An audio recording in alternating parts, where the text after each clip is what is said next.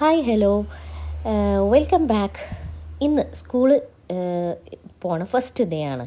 റിത്താജും അബലും ലുജൈനും അവർക്കൊരു പുതിയ എക്സ്പീരിയൻസ് ആണ് സ്കൂളിൽ പോവലും.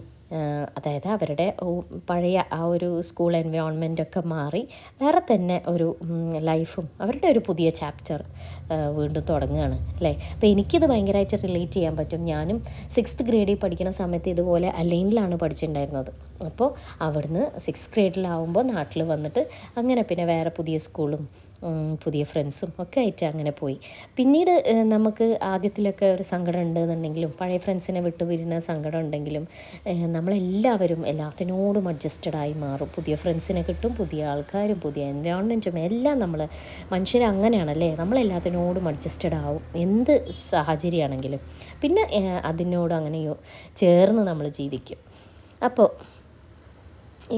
ഇന്ന് ഇപ്പോൾ മഴയൊന്നും ഇല്ല കേട്ടോ, മഴയൊന്നും ഇല്ലാത്ത ഒരു ദിവസം. പിന്നെ പക്ഷേ സ്കൂള് തുറക്കുമ്പോൾ നമ്മളെ ഓർമ്മയിലൊക്കെ ഇപ്പോൾ എനിക്കൊക്കെ ഓർമ്മയിൽ നല്ല മഴയുള്ള സമയം സ്കൂൾ ബസ് വന്ന് കാത്തു നിൽക്കണ്, പുതിയ കുടയൊക്കെ ആയിട്ട് കയറിപ്പോണ്, അങ്ങനത്തെ ഒക്കെ കാര്യങ്ങളാണ്. പിന്നെ ഇവർക്ക് യൂണിഫോമൊന്നും കിട്ടിയിട്ടില്ല, അപ്പം അതിൻ്റെ ഒരിതൊക്കെ ഉണ്ട്. ഇപ്പം പിന്നെ കുട്ടികൾക്ക് സ്കൂള് അതിൻ്റെ പരിസരം കാര്യങ്ങളൊക്കെ ഇഷ്ടമായി, നല്ല ഭംഗിയുള്ള ഒരു സ്ഥലത്തൊക്കെയാണ് സ്കൂള് നിൽക്കുന്നത്. അപ്പോൾ അതുകൊണ്ട് തന്നെ നല്ല പ്രകൃതി ഭംഗിയുള്ള ഒരു ഇതും ഒക്കെ അവർക്ക് ഭയങ്കരമായിട്ട് ഇഷ്ടമായി, സ്കൂളൊക്കെ ഇഷ്ടമായി. ഇനി ബാക്കിയുള്ളതൊക്കെ അവിടെ പോയി കഴിഞ്ഞ് അവരതിനനുസരിച്ചിട്ട് അത് ഇഷ്ടപ്പെടുക തന്നെ അല്ലേ, അതങ്ങോട്ട് ഇഷ്ടപ്പെടും നമ്മൾ കുറച്ചുകൂടി കഴിയുമ്പോഴത്തേന്. അങ്ങനെയാണല്ലോ പുതിയ കുട്ടികളൊക്കെ ആയിട്ട് കൂട്ടുകൂടി. പിന്നെ നമ്മളങ്ങനെ കോഴിക്കോടൊക്കെ പോയി. കാലിക്കറ്റാണല്ലോ നമ്മൾ, അതായത് ഹസ്ബൻഡിൻ്റെ വീട് കാലിക്കറ്റാണ്. അപ്പോൾ അതുകൊണ്ട് തന്നെ ആ ഒരു കാലിക്കറ്റ് ടു എടപ്പാൾ ടു കാലിക്കറ്റ് എന്നുള്ളത് നമുക്ക് ഒഴിച്ചുകൂടാൻ, അത് അങ്ങനെ അങ്ങോട്ടും ഇങ്ങോട്ടും പോയിക്കൊണ്ടേയിരിക്കും. പക്ഷേ ഇപ്പോൾ നല്ല ഹൈവേ ഒക്കെ വന്ന കാരണം നല്ല സുഖമുണ്ട് പോയി വരാൻ.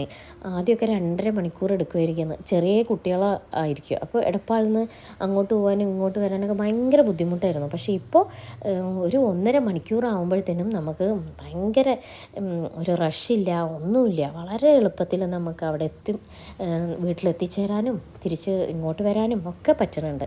അപ്പോൾ അതൊരു വലിയ അനുഗ്രഹമായിട്ട് തന്നെ ഞാൻ കാണുകയാണ്. കാരണം നമുക്ക് പെട്ടെന്ന് പോകാനും വരാനും ഒക്കെ സാധിക്കുന്നുണ്ടല്ലോ. സമയം എന്ന് പറയുന്നത് എല്ലാവർക്കും വിലപ്പെട്ടത് തന്നെയല്ലേ. പിന്നെ പറയാനുള്ളത് എന്താണെന്ന് വെച്ചിട്ടുണ്ടെങ്കിൽ, നമ്മളിങ്ങനെ ഷോപ്പിങ്ങും കാര്യങ്ങളും ഒക്കെ ആയിട്ട് നാട്ടിലുള്ള ആ ഒരു വൈബിനോടൊക്കെ ചേർന്ന് അങ്ങനെ പോകാൻ തുടങ്ങിയിട്ടുണ്ട്. ഇപ്പോൾ ജീവിക്കുമ്പോൾ നമുക്ക് ജീവിതം ഓരോ നിമിഷവും നമുക്ക് എൻജോയ് ചെയ്തിട്ട് ജീവിക്കാൻ പറ്റണം അല്ലേ. അതില്ല എന്നുണ്ടെങ്കിൽ നമുക്ക് എപ്പോഴും സങ്കടവും, അല്ലെങ്കിൽ നമ്മൾ പാസ്റ്റിനെ കുറിച്ച് ആലോചിച്ചുള്ള സങ്കടങ്ങളും ഫ്യൂച്ചറിൽ വരാനിരിക്കുന്ന കാര്യങ്ങളൊക്കെ ആലോചിച്ചുള്ള വേവലാതികളും ഒക്കെ ആയിട്ടാണ് നമ്മൾ മനുഷ്യർ ജീവിച്ചുകൊണ്ടേയിരിക്കുന്നത്. അപ്പോൾ അതൊക്കെ ഒഴിവാക്കി ഈ പ്രസൻറ്റ് മൂമെൻറ്റിൽ നമുക്ക് ജീവിക്കാൻ കഴിഞ്ഞിട്ടുണ്ടെങ്കിൽ അതാണ് ഒരു മനുഷ്യനെ ഏറ്റവും എന്താ പറയുക, അനുഭവിക്കാൻ കഴിയുന്ന സന്തോഷകരമായിട്ടുള്ളൊരു കാര്യം. അപ്പോൾ എല്ലാവരും അങ്ങനെ പ്രസൻറ്റ് മൊമെൻറ്റിൽ ജീവിക്കാൻ ശ്രമിക്കുക. ഇപ്പോൾ എന്താ പറയുക, ഇപ്പോൾ ഞങ്ങൾ കാലിക്കറ്റ് പോയോണ്ടിരിക്കുന്നത്, തിരിച്ചു വരുന്നത്, പിന്നെ കുട്ടികളെ സ്കൂളൊക്കെ സെറ്റായി. പിന്നെ ഇനി നെക്സ്റ്റ് എന്തെന്നുള്ളത് കുറേ കാര്യങ്ങൾ കിടക്കുന്നുണ്ട് ഫ്യൂച്ചറിലേക്കുള്ളത്. പക്ഷെ അത് ഒരുപാടൊന്നും നമ്മൾ ആലോചിച്ച് അതിനെ പറ്റിയിട്ട് അങ്ങനെ ആലോചിച്ച് നിൽക്കാതെ ഇപ്പോൾ എന്താണോ ഉള്ളത് അതിനെക്കുറിച്ച് എൻജോയ് ചെയ്ത് ജീവിക്കുക എന്നുള്ളതാണ്. അപ്പോൾ നാളെ കാണാം. Enjoy your life, be happy always.